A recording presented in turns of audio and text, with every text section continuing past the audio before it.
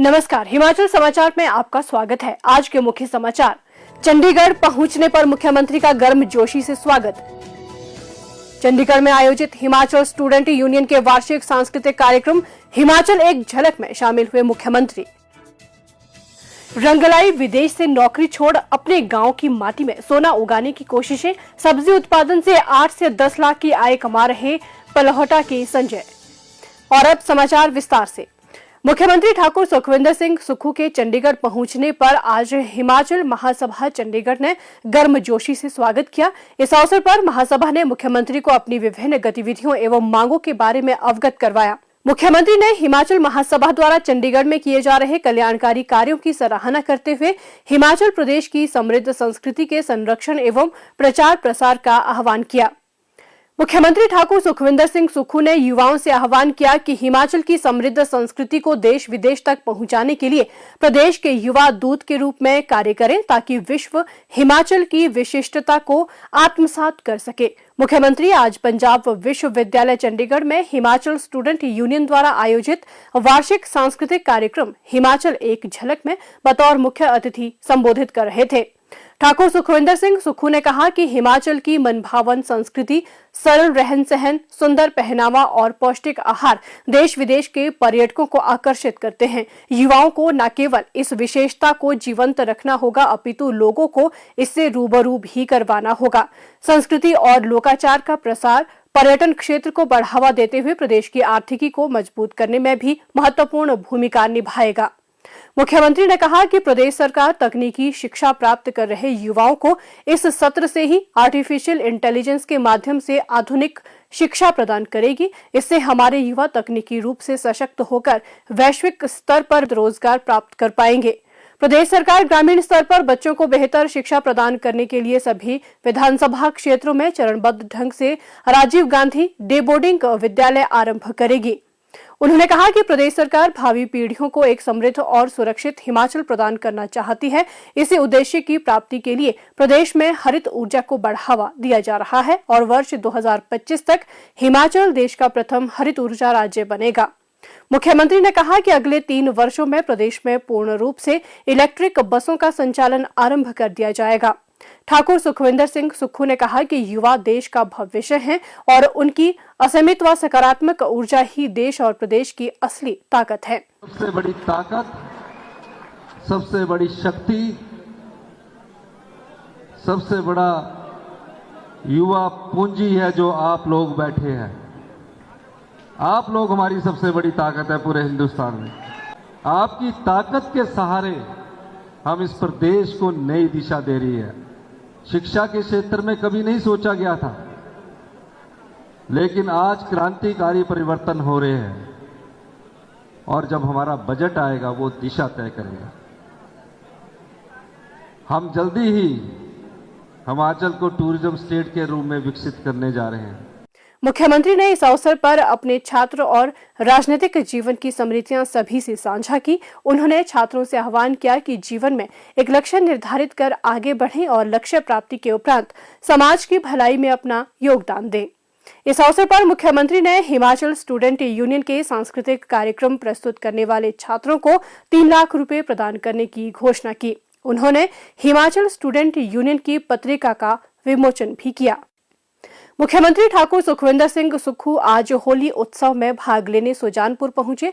सुजानपुर में पत्रकारों से अनौपचारिक बातचीत करते हुए मुख्यमंत्री ने कहा, होली सुजानपुर की पूरे देश में मानी जाती है और इस संदर्भ में आज हम होली के इस शुभ अवसर पर हम पहुंचे हैं और इस शुभ अवसर पर हम इसका अभी शुभारंभ करने जा रहे हैं। होली रंगों का त्यौहार है, मिलन का त्यौहार है, प्यार का त्यौहार है और होली के रंग में हम सब आज राणा जी के विधानसभा क्षेत्र में इस शुभ अवसर पर उसका शुभारंभ करेंगे। विदेश से नौकरी छोड़कर अपने गांव की माटी में सोना उगाने की कोशिशों को मंडी जिला के पलौहटा गांव के एक युवक ने अंजाम तक पहुंचाया है। सरकार की मदद ने इसमें आत्मनिर्भरता के नए पंख लगाए हैं। उपमंडल सुंदरनगर के पलौहटा गांव के प्रगतिशील किसान श्री संजय कुमार हिमाचल प्रदेश विश्वविद्यालय से एमकॉम डिग्री धारक हैं। उच्च शिक्षा के बाद 5 साल विदेश में उन्होंने नौकरी की, मगर सोच खेती बाड़ी के जरिए घर पर ही कुछ बेहतर करने की थी। ऐसे में नौकरी छोड़ स्वदेश पहुंचे और माता पिता की पारंपरिक खेती को आधुनिक स्वरूप प्रदान करने में जुट गए। कृषि विज्ञान केंद्र सुंदरनगर से संपर्क किया। विभाग के सहयोग से 504 वर्ग मीटर का पॉली हाउस तैयार कर इसमें शून्य लागत प्राकृतिक खेती शुरू कर दी। आज वे शहर मुक्त सब्जियों का व्यवसाय कर रहे हैं। खेतीबाड़ी से सोना उगाने के उनके इन प्रयासों में उनकी धर्मपत्नी श्रीमती चंद्रेश, बेटा ऋषभ और बहन तनुजा पूर्ण सहयोग कर रहे हैं। पॉली हाउस के लिए उन्हें सरकार की तरफ से 85% अनुदान प्राप्त हुआ और 5,73,000 रुपए लागत में उन्होंने मात्र 90,000 रुपए ही खर्च किए हैं। हमारे जो बुजुर्ग थे, पूर्वज थे, वो भी खेतीबाड़ी करते हैं, तो मन में कहीं ना कहीं खेतीबाड़ी करने की ही चाहत थी। लेकिन पैसे का अभाव होने के कारण उस समय जो हमारे बुजुर्ग खेतीबाड़ी करते थे, गेहूं, मक्का और धान की ही करते थे। परंतु मैंने विदेश में ये सोचा कि क्यों ना घर में जाके कुछ हाईटेक किया जाए, कुछ अच्छा किया जाए, किसी वैज्ञानिकों से मिलकर आधुनिक खेती को बढ़ावा दिया जाए। कृषि विभाग सुंदरनगर की मदद से मैंने अपना एक 504 स्क्वायर मीटर का एक पॉली हाउस लगाया। उसके पश्चात कंटिन्यू मैंने बेमौसमी सब्जियों का उत्पादन किया तथा आज हमारे पास सालाना लगभग 8 से 10 लाख रुपए का टर्नओवर है और हम अपने पॉली हाउस में विभिन्न प्रकार की देसी व विदेशी सब्जियों का उत्पादन करते हैं। जिस तरह से हमारे कस्टमर का रिक्वायरमेंट रहता है, साल भर हम ठीक उसी प्रकार से उत्पादन करते हैं। लगभग 100 से 150 परिवार हमारे साथ ऐसे जुड़े हुए हैं जो हमारे खेतों से, चाहे वो मक्का हो, चाहे चावल हो, चाहे गेहूं हो, चाहे सब्जियां हो, हर एक प्रकार की सब्जियां दिन प्रतिदिन बेसिस पर, कोई साप्ताहिक लेके जाता है, सप्ताह में 2 बार लेके जाता है। लगभग हम 12 बीघा ज़मीन पर जो है प्राकृतिक खेती कर रहे हैं तथा अच्छा उत्पादन ले रहे हैं। मेरा आज के युवा वर्ग से ये विनम्र निवेदन रहेगा कि आने वाला समय जो है किसानों का समय है, तो अच्छे तरीके से तैयार करें, इस फील्ड में आएँ और खुद भी स्वस्थ रहें तथा दूसरों को भी अच्छा खिलाएं। आइसबर्ग, केल, ब्रोकली, चाइनीज गोभी, फ्रेंच बीन्स, रेड कैबेज सहित विभिन्न देसी विदेशी सब्जियों का उत्पादन वे कर रहे हैं।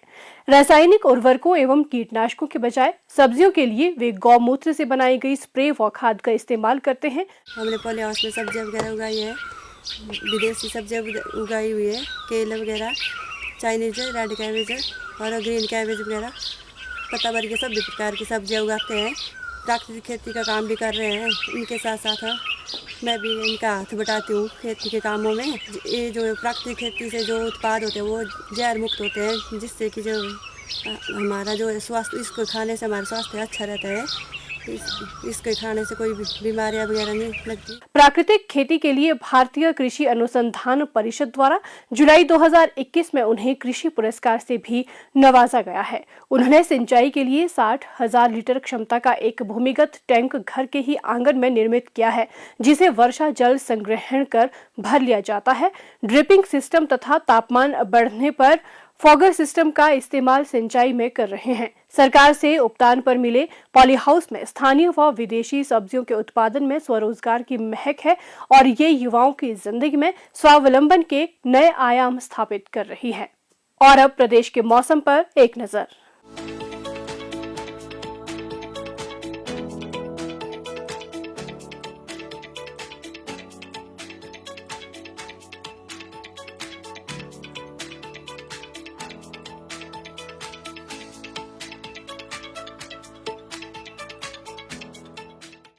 हिमाचल समाचार देखने के लिए सब्सक्राइब करें YouTube channel information and public relations department HP। Follow करें ट्विटर @DPR HP। लाइक करें Facebook page information and public relations department Himachal Pradesh. Visit करें वेबसाइट www.himachalpr.gov.in। इस अंक में इतना ही। कल फिर होगी मुलाकात। दीजिए इजाजत। नमस्कार।